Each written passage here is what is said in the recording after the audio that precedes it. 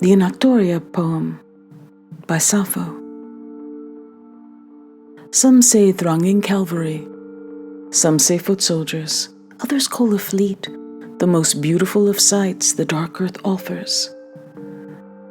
But I say it's whatever you love best. And it's easy to make this understood by everyone, for she surpassed all humankind in beauty. Helen, abandoning her husband, that best of men, went sailing off to the shores of Troy, and never spent a thought on her child or loving parents. When the goddess seduced her wits and left her to wander, she forgot them all. She could not remember anything but longing, and lightly straying aside, lost her way. But that reminds me now. Anactoria, she's not here. And I'd rather see her lovely step, her sparkling glance, and her face, than gaze on all the troops in Lydia, in their chariots and glittering armor. Now there's another translation of this poem, and I will read that as well. To an army wife in Sardis. To an army wife in Sardis. Some say a cavalry corps, some infantry, some again will maintain that the swift oars of our fleet are the finest sight on dark earth. But I say that whatever one loves is. This is easily proved. Did not Helen, she who had scanned the flower of the world's manhood, choose as first among men one who laid Troy's honor in ruin, warped to his will, forgetting love to her own blood, her own child?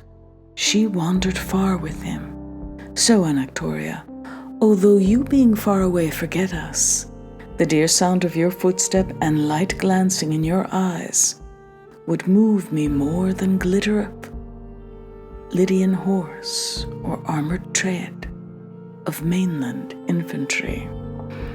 Unfortunately, I can't read Greek, or else I would read the original ancient Greek this was written in. But instead, I will talk a little bit about Sappho, whom most of you, I'm sure, already know. Little is known with certainty about the life of Sappho. She was born probably 620 BCE to an aristocratic family on the island of Lesbos during a great cultural flowering in the area.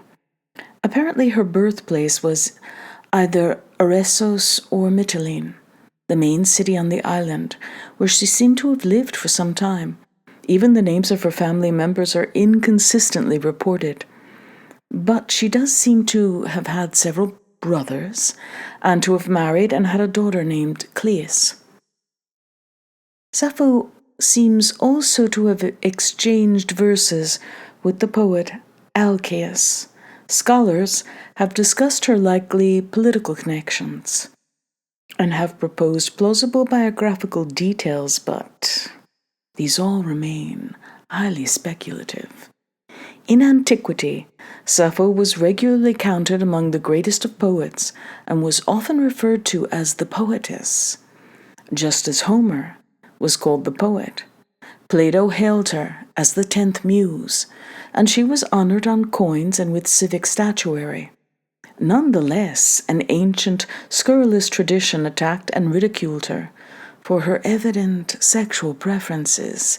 Indeed, the facts of her life have often been distorted to serve the moral or psychological ends of her readers. An anacreonic fragment that was written in the generation after Sappho sneers at lesbians. Sappho was lampooned by the writers of New Comedy. Ovid related the story of Phaon, who, according to some traditions, rejected Sappho's love and caused her to leap from a rock to her death. Christian moralists pronounced anathemas upon her. Many modern editors have exercised gallantry and discretion by eliminating or changing words or lines in her poems that they believed would be misunderstood by readers.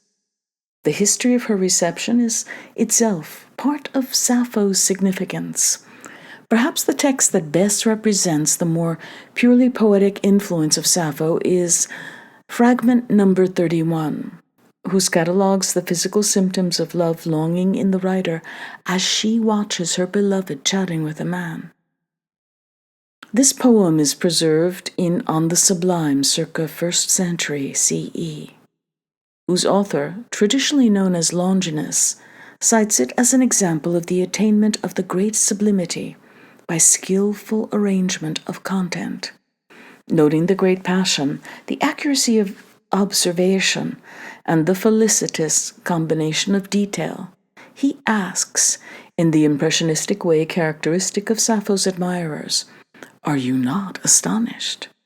For this critic, Sappho illustrates the most extreme and intense expression of emotion, and his readings surely exemplifies the primary way in which her work has been read. For all her metrical complexity and innovation, one of the meters in which she composed her poems later became known as the Sapphic meter. For all the vowel-rich melody of her verse, it is the content that has fascinated her readers. Her poems are, for all their dazzling craft, repeatedly praised as spontaneous, simple, direct, and honest. This particular poem was imitated by Theocritus and Apollonius of Rhodes. It was translated by Catullus, Sir Philip Sidney, Percy Shelley, George Gordon, Lord Byron, Alfred Tennyson, and many others, including the 19th century Greek poet Alexandros Soutsos. That list alone may suggest something of the nature of Sappho's influence on the romantic idea of the poet as a creature of feeling, one whose solitary song is overheated, as opposed to the classical model of the poet, as a socially defined craftsperson who speaks to a group. The same emphasis on the overwhelming power of love appears in many of Sappho's songs. Indeed, even when she wrote in the more conventional genres of ancient poetry, Sappho's erotic themes find expression.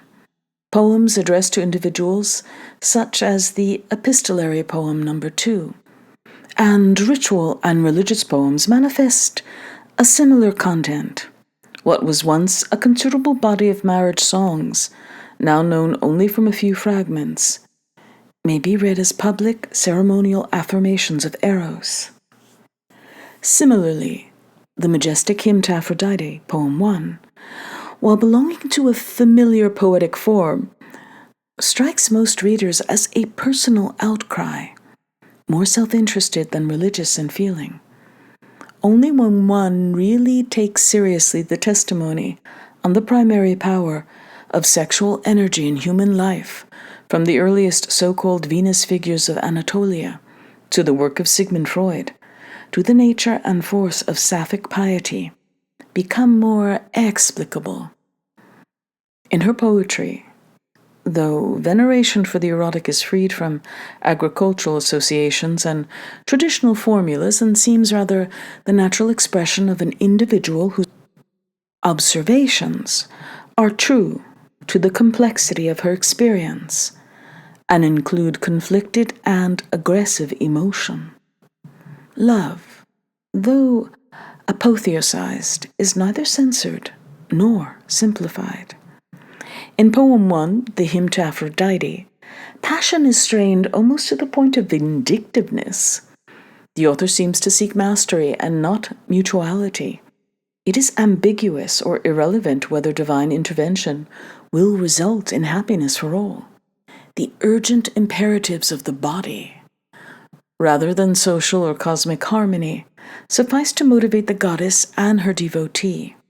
In other poems, Sappho is yet more acerbic, approaching the level of a curse in poem 37, for instance.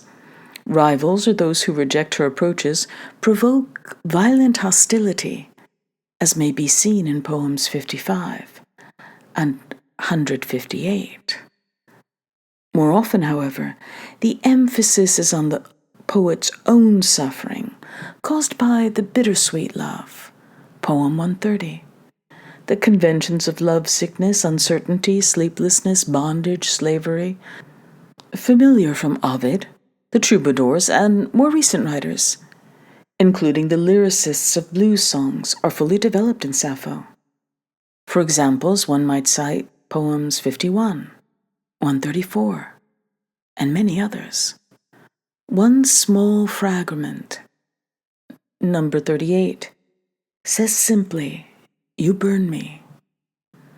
In powerful and memorable images, the poet declares that her heart has been shattered by love, which has struck like a tree-battering mountain wind, poem 47.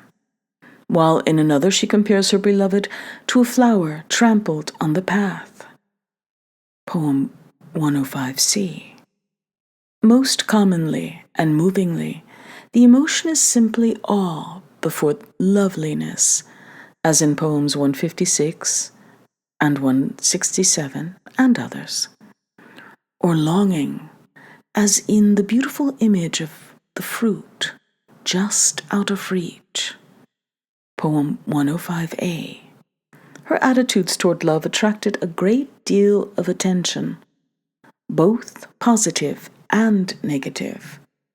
It is perhaps as an icon of the erotic that Sappho has been best known.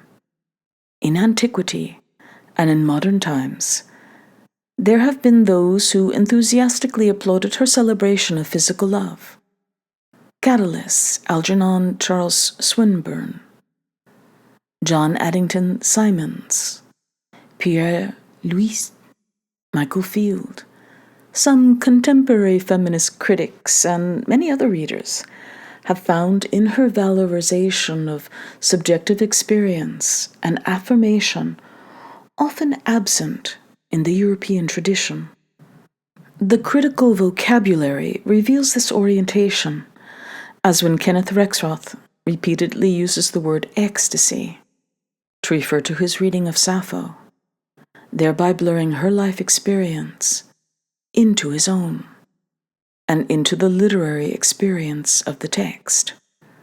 Much of the history of Sappho's reputation, though, is the story of her appropriation by moralists, those new comedians who picked up the strain of abuse initiated by the anachronic fragment mentioned earlier, rendered the poet a popular burlesque comic figure on the stage. A good many plays centered around Sappho, though most were wholly unrelated to her life or her poetry. Later, Christian censors in various ages in Alexandria, Rome, and Constantinople condemned her in words such as those of Tatian, who called her a whore who sang about her own licentiousness. Saint Gregory of Nazianzus and Pope Gregory VII ordered her works burned. The reception of Sappho's poetry through the past 70 years has been extremely positive, with poets, scholars, publishers, and cultural figures bringing renewed and sustained attention to this ancient poet, for whom so little is known. Various translations, adaptations, and books of scholarly research have been published in the early 21st century to rethink and reimagine Sappho, both as an historical figure and an important figure in debates about sexuality and gender.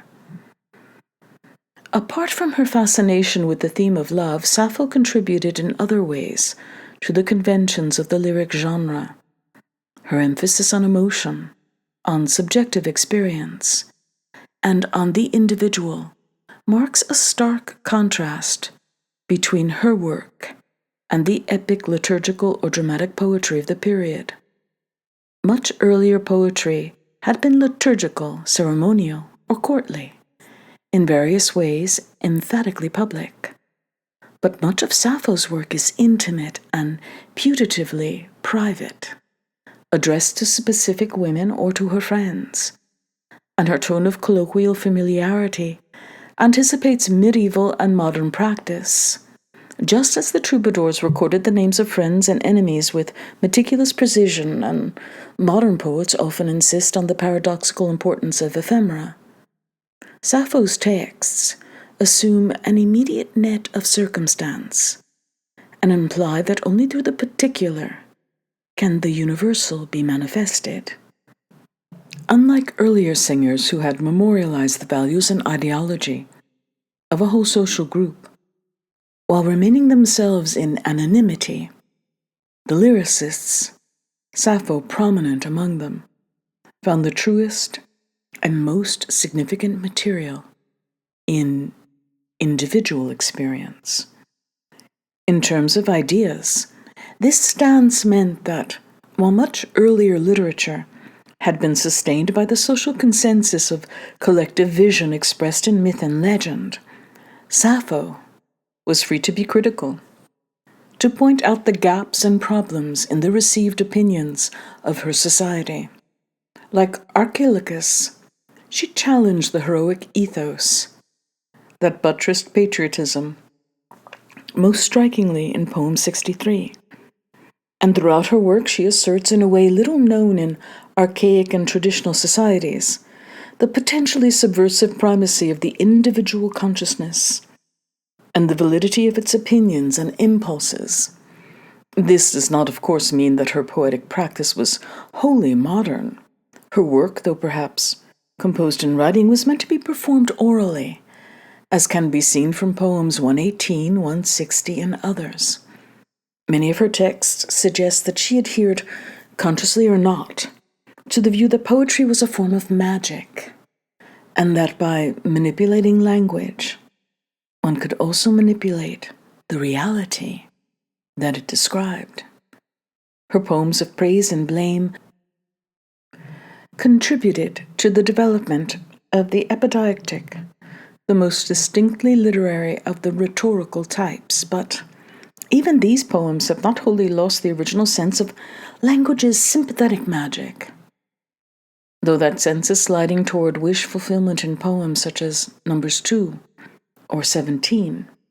In these, the aesthetic ends are replacing the shaman's reliance on external events to validate the efficacy of the word.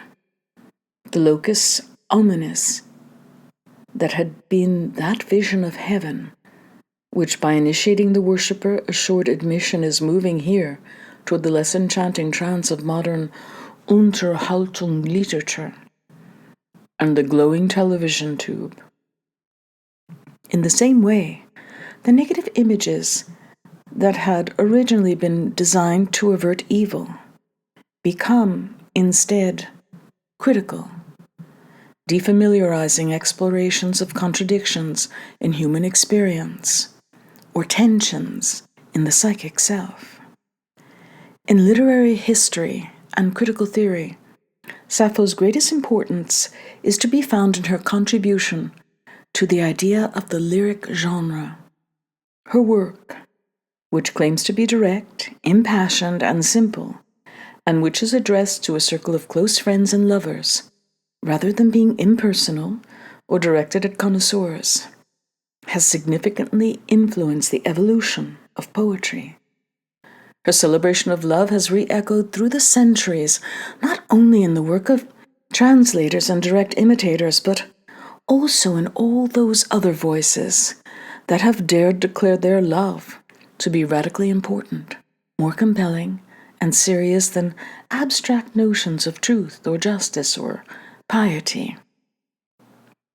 At the same time, Sappho reminds modern readers of poetry's roots in magic and religion, while occupying a firm place in Greek literary history. As a metrical inventor and an expert practitioner of her art, finally, she is widely recognized as one of the great poets of world literature, an author whose works have caused her readers to repeat in many different forms Strabo's amazed epithet when he wrote that she could only be called a marvel. And I hope to start reading more of her poetry. It's hard to find because there's so many fragments and there's so many translations. It's difficult to find one cohesive text, but I think that I will make that a priority.